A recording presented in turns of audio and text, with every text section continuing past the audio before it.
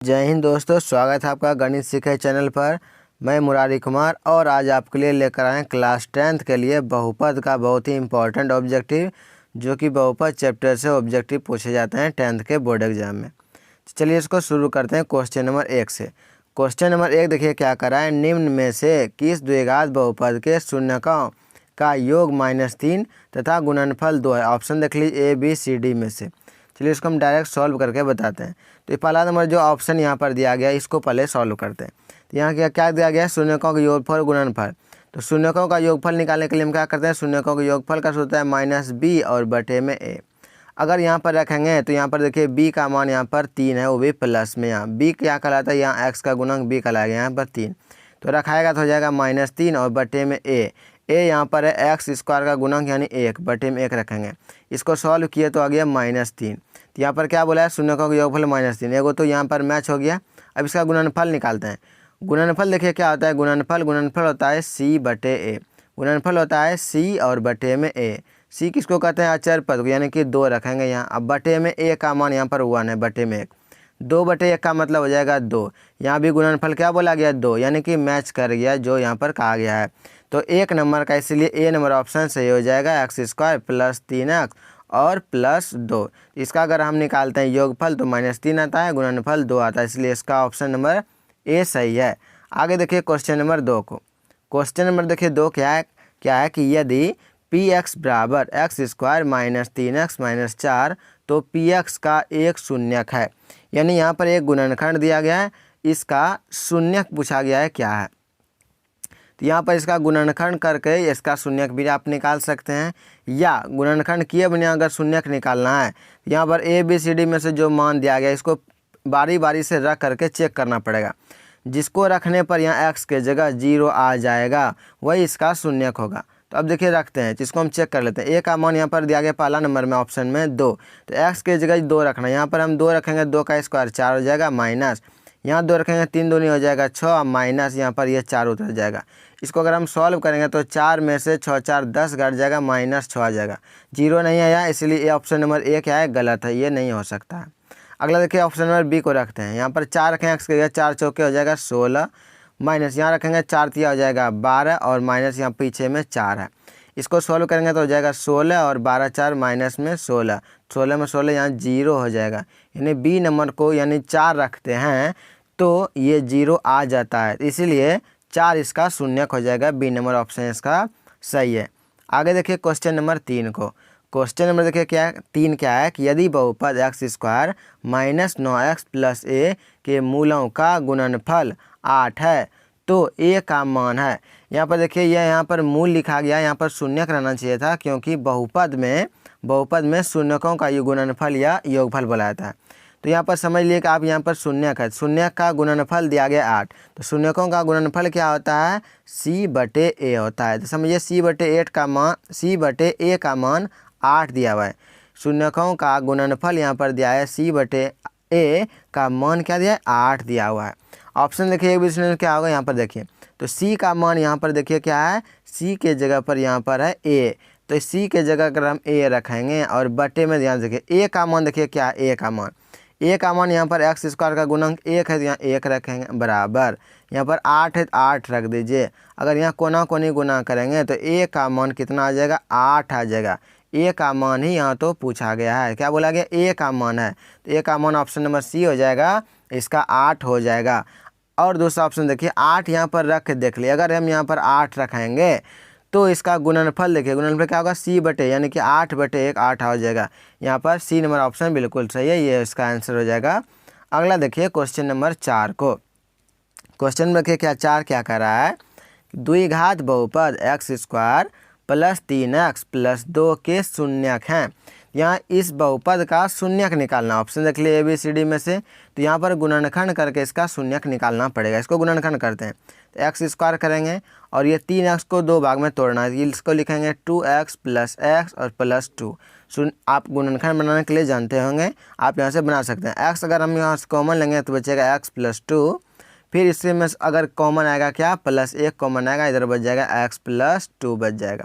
ये देखिए दोनों ब्रैकेट का एगो ब्रैकेट लिखा गया, यानी कि x + 2 एगो कॉमन आ जाएगा और एगो बाहर लेने x और प्लस 1, x प्लस 1, यानी इसका 2 गुणनखंड आया, एगो x प्लस 2 और एक x प्लस 1।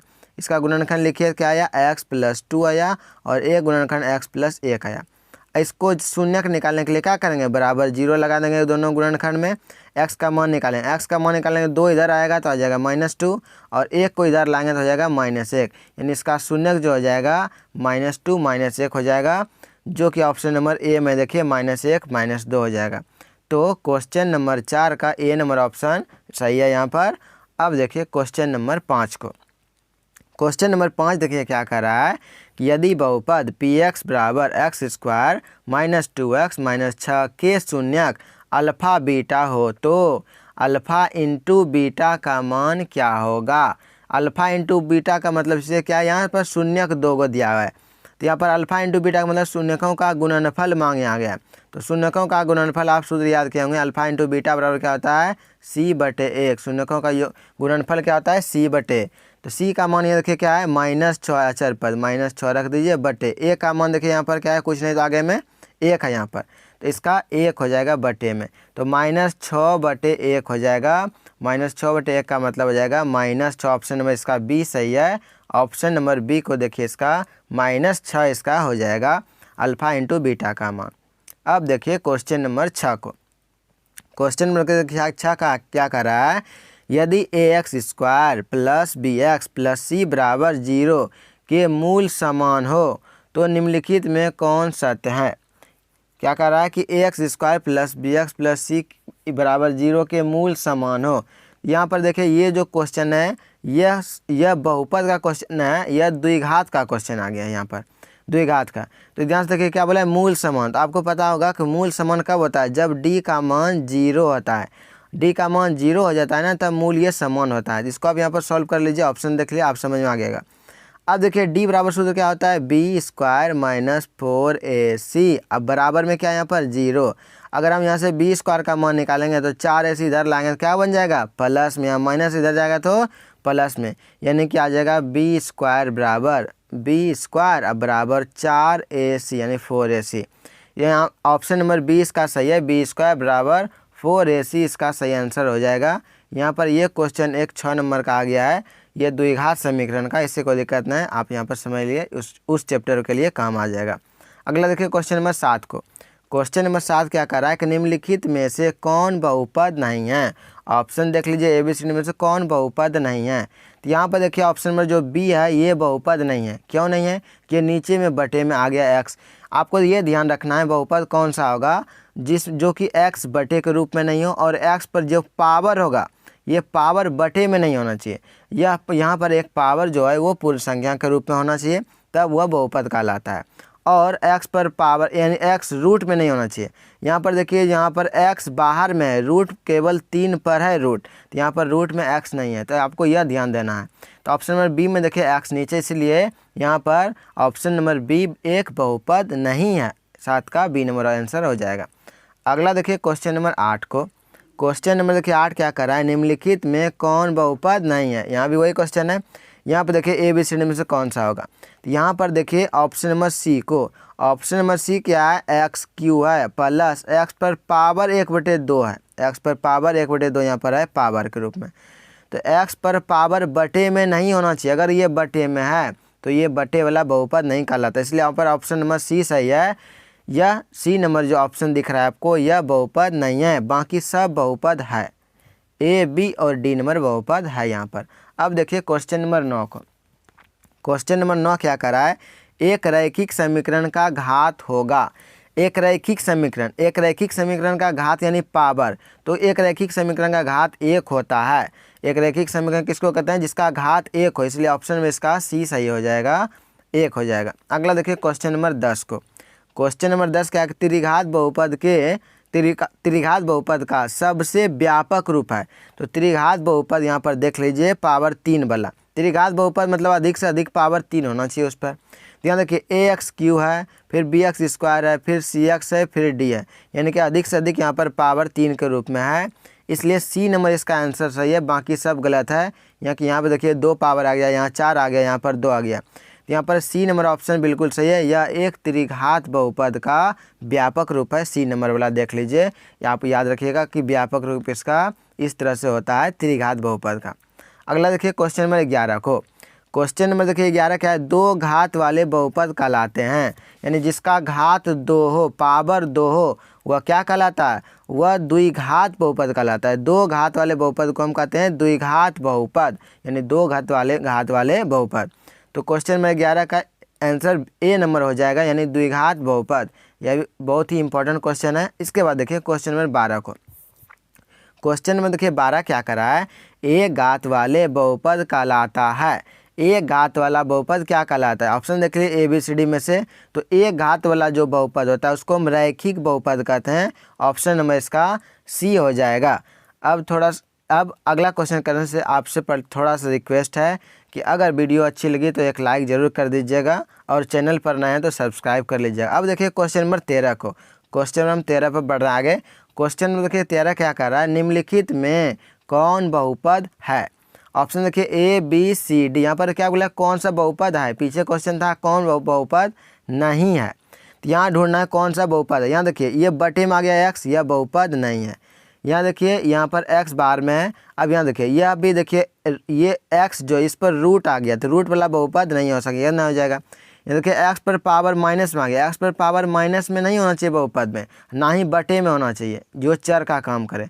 यह अभी बहुपद नहीं है। ऑप्शन नंबर 20 का सही हो जाएगा, x² और √2। देखिए यहाँ पर x बार में x पर यहाँ पर पावर 1 के रूप में है, x रूट के अंदर नहीं है यहाँ पर, तो इसका बी नंबर ऑप्शन सही है। यह एक बहुपद है, ऑप्शन नंबर बी। अब देखिए क्वेश्चन नंबर 14। क्वेश्चन में देखिए 14 क्या कर रहा है कि क्वेश्चन नंबर 14 है कि एक त्रिघात बहुपद के शून्यकों की अधिकतम संख्या है, यानी 3 घात वाला जो अधिक से अधिक पावर 3 वाला घात वाला बहुपद हो, एक त्रिघातीय बहुपद में इसका शून्य कितना हो सकता है। ऑप्शन देखिए 1 2 3 4। तो आपको याद रखना है कि जितना घात का बहुपद होगा, जितना घात का शून्यक भी उतना ही होता है, इसलिए इसका ऑप्शन नंबर सी सही हो जाएगा। त्रिघात बहुपद है तो इसका 3 शून्यक हो जाएगा, ऑप्शन नंबर यहाँ पर सी सही है। आगे देखिए क्वेश्चन नंबर 15 को। क्वेश्चन नंबर देखिए 15 क्या कर रहा है कि एक रैखिक बहुपद के शून्यकों की संख्या। तो रैखिक बहुपद किसको कहते हैं, जिसका पावर 1 हो। अब ऑप्शन देखिए आप समझ गए होंगे क्या इसका आंसर होना चाहिए। तो बोला गया एक रैखिक बहुपद के शून्यकों की संख्या कितनी होगी।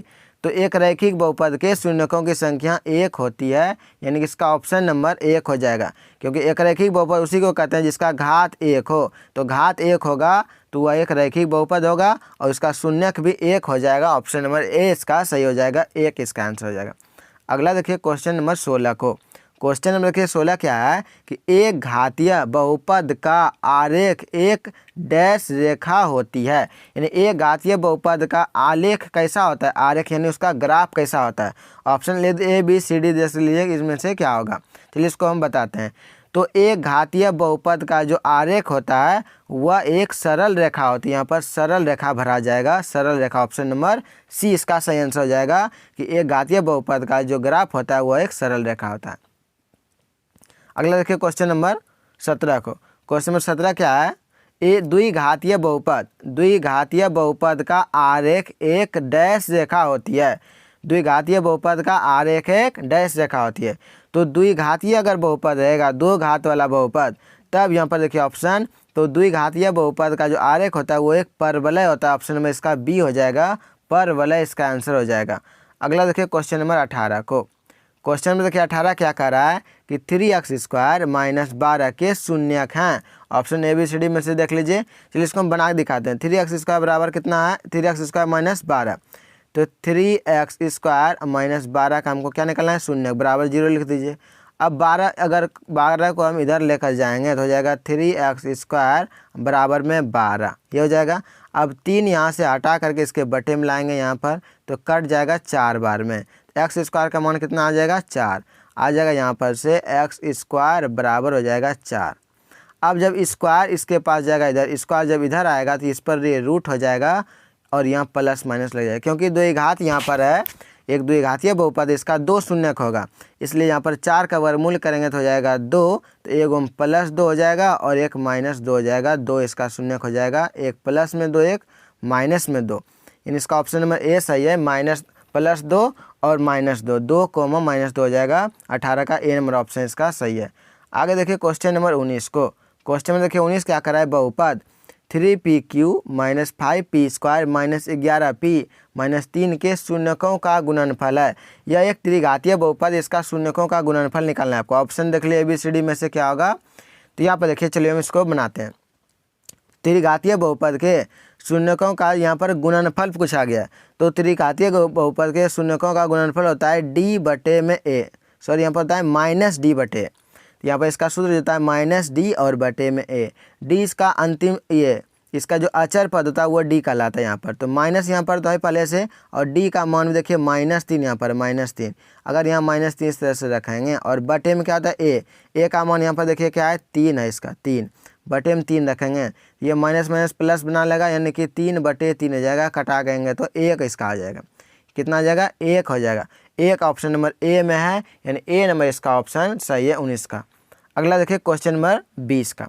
क्वेश्चन नंबर देखिए 20 क्या है कि बहुपद MQ - 3m² - m + 3 के शून्यकों का योग है।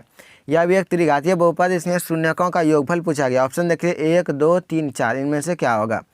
तो इसका देखिए त्रिघातीय बहुपद के शून्यकों का योगफल पूछा गया है। तो शून्यकों का योगफल होता है -b/a होता है त्रिघातीय बहुपद के शून्यकों का योगफल, एक एक करके लेने पर।